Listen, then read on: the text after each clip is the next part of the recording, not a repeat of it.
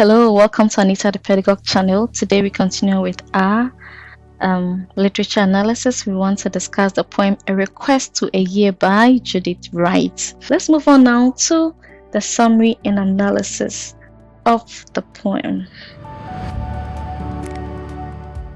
So from lines 1 to 4, we can see the poem begins with a contemplative tone as the speaker addresses the year, personifying it as a thoughtful entity capable of gift-giving.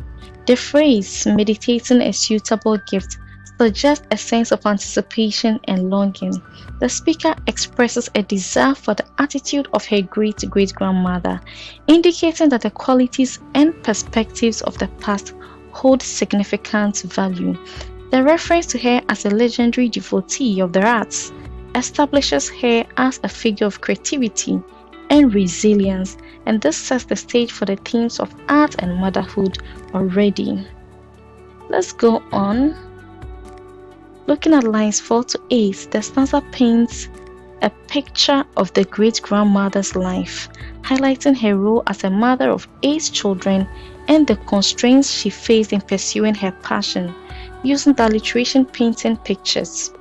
So the imagery of her sitting on a high rock beside a river in Switzerland evokes a sense of serenity, peace, juxtaposed with the chaos of motherhood, having 8 children. That must have been a lot of work.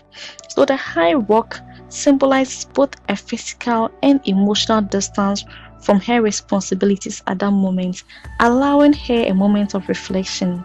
Again, the mention of Switzerland gives the reader the setting of the poem.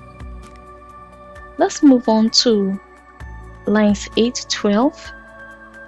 The speaker describes a helpless situation of her great-grandmother using the alliteration difficult distance from where she viewed the situation. Her second son was in a perilous situation, balanced on a small ice floe, drifts down the current toward a waterfall that struck rock bottom 80 feet below.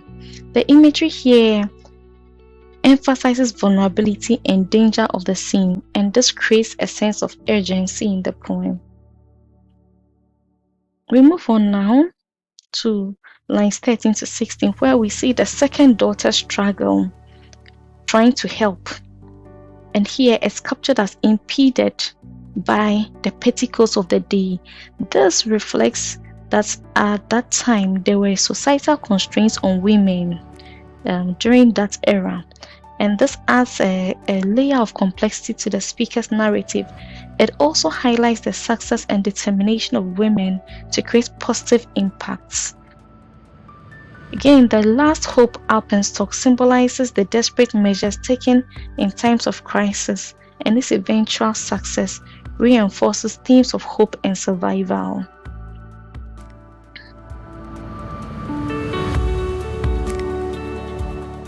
Lines 17 to 20. The climax of the poem is marked by the realization that nothing could be done. This plain acknowledgement of helplessness contrasts sharply with the previous action, where the second daughter heroically saves the day. The phrase "the artist's isolating eye" highlights the duality of the grandmother's experience as both a mother and an artist. Her artistic vision allows her to observe and capture the moment, yet it also isolates her from the emotional turmoil of the situation. The act of sketching becomes a means of preserving the moment and communicating her feelings, suggesting that art serves as a form of documentation, that's for memory, communication, and resilience in the face of adversity or trouble.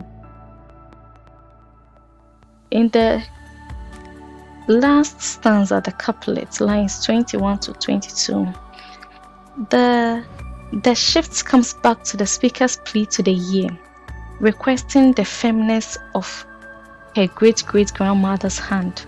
Now, this metaphor signifies strength, stability, and the ability to navigate challenges, as well as art as a skill. The speaker's desire for this quality reflects a yearning for connection to her ancestry and the artistic spirit of her great-great-grandmother. The mention of Mother's Day present ties the poem back to the themes of motherhood and legacy, and the importance of nurturing creativity in future generations. Please subscribe for more content like this. Don't forget to hit the like button, share, comment, and subscribe to this channel for more content like this.